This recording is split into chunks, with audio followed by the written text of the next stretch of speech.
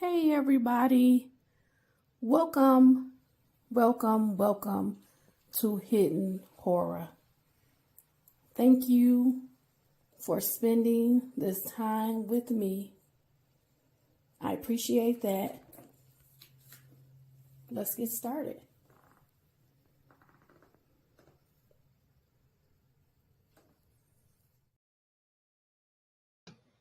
Hey everybody, welcome to Hidden Horror.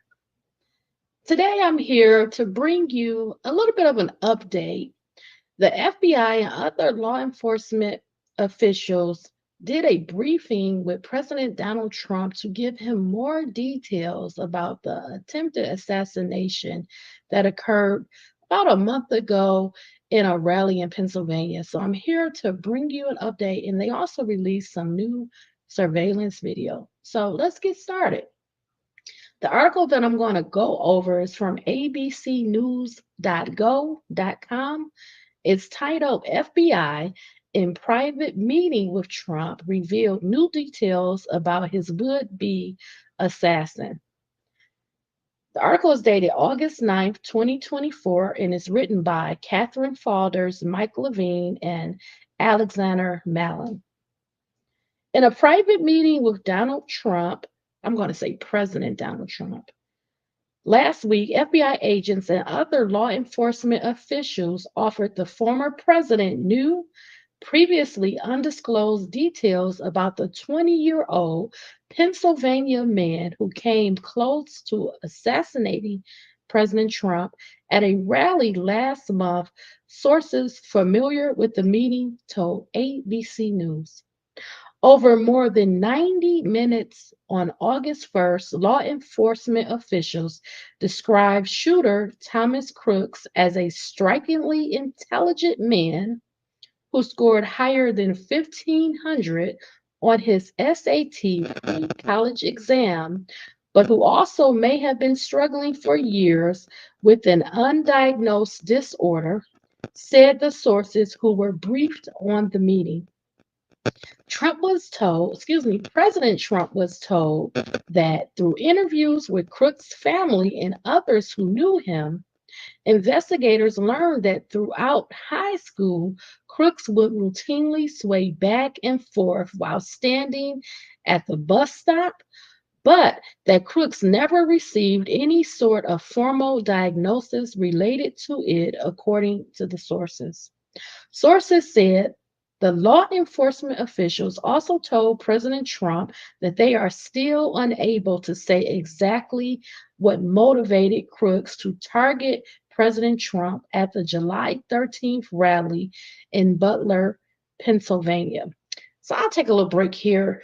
I've said in the past that I believe that it was proximity, that due to the closeness of President Trump coming closer to the shooter's hometown, that gave him access, that gave him the ability to go without a lot of effort. Now, I do believe that there was some issues with the shooter. I do recall reading and watching some video, and one thing that stood out to me was one of the people that went to high school with the shooter. He said that he was bullied every day. I think that with other shooters, now I can make a distinction. I do not believe that this particular shooter, Mr. Crooks, was trying to be a mass shooter. And the reason I feel that way is because he only targeted President Trump. He did not shoot in the massive crowd that was there, that was open. It was an open area, was not shielded, it was not covered. So he had the ability to shoot into the crowd and commit a mass shooting, but he didn't do that. Crooks only focused and targeted President Trump.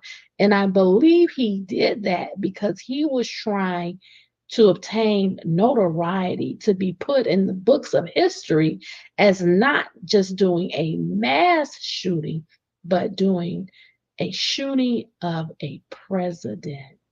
He wanted the news, he wanted the headlines, he wanted that attention. And I think he may have been angry with his position in life, where he was at in society, not being successful, maybe having some challenges, etc. So let's continue with the article. Led by a senior agent from the FBI's Pittsburgh field office, last week's meeting was scheduled to be what the FBI previously described as a standard victim interview of President Trump, but much of it ended up being a briefing on the FBI's investigation, with President Trump asking the law enforcement officials more questions than they asked him, according to the sources. Beyond questions about Crooks and how he made it onto the roof of a nearby building with an AR-15 style rifle, President Trump also wanted to know whether authorities had uncovered any foreign connection to the attack. The FBI agents told President Trump that they were able to access 3 foreign email accounts used by Crooks because his passwords were stored on his computer, but they have found no indications that anyone else was involved in the attack, according to the sources.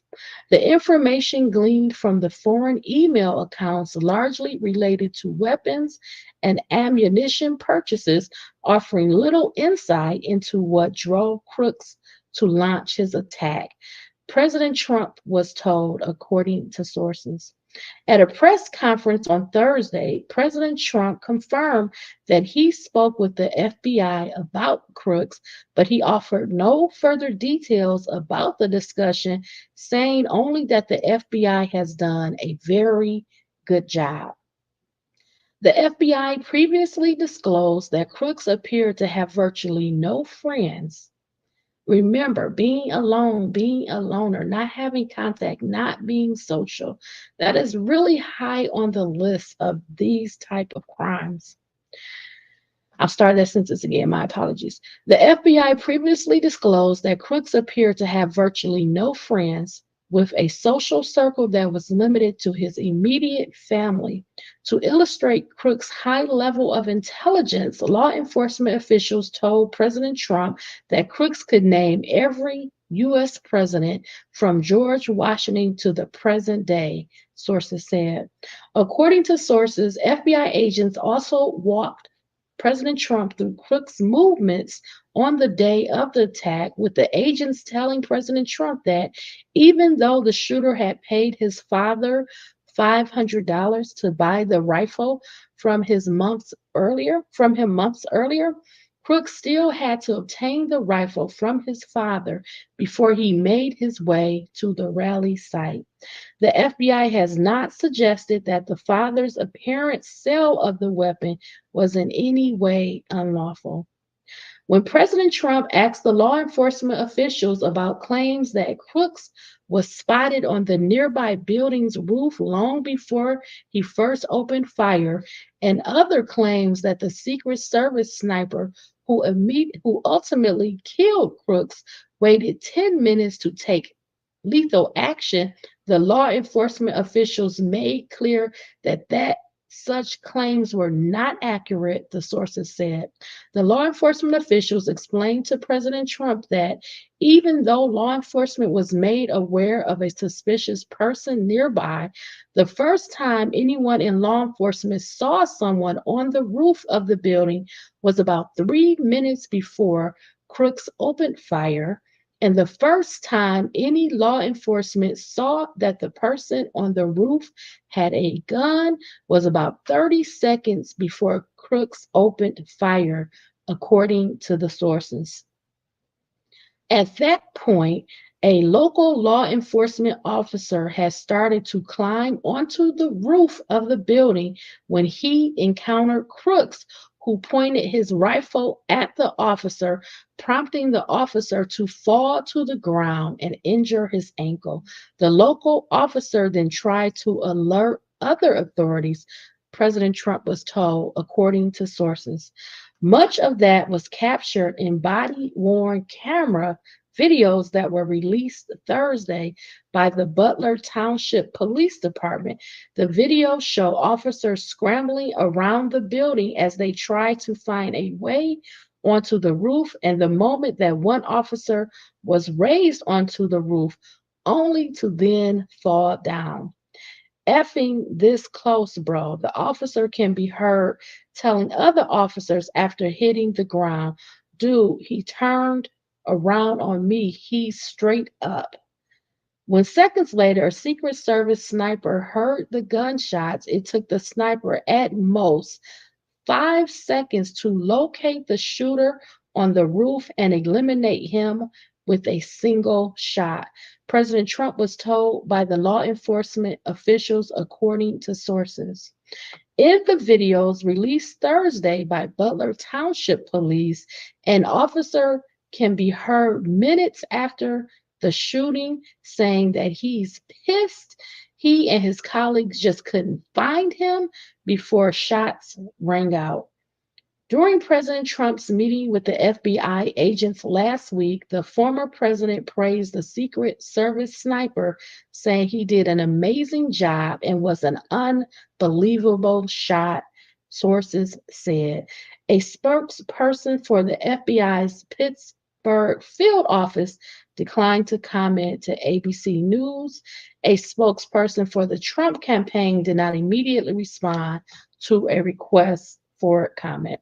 So, with this article by ABC News, they also included a video that I'm going to share. So, let me pull that up.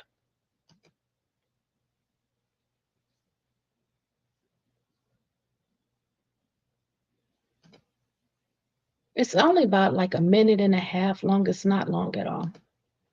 So, I'm going to share this video now.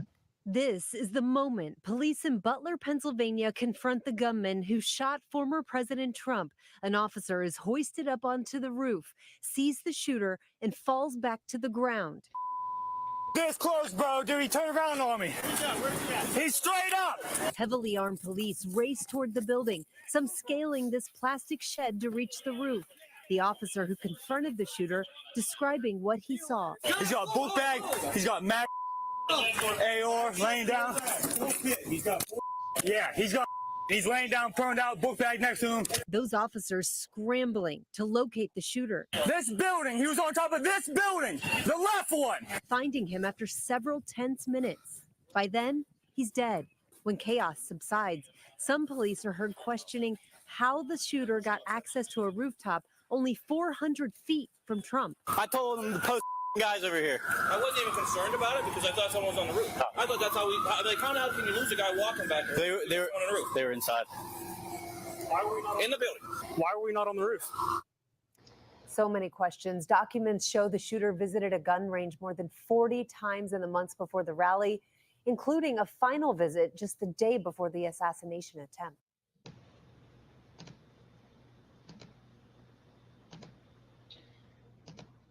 So I just wanted to share that video so you can see that that was had been unreleased. I think the hardest part is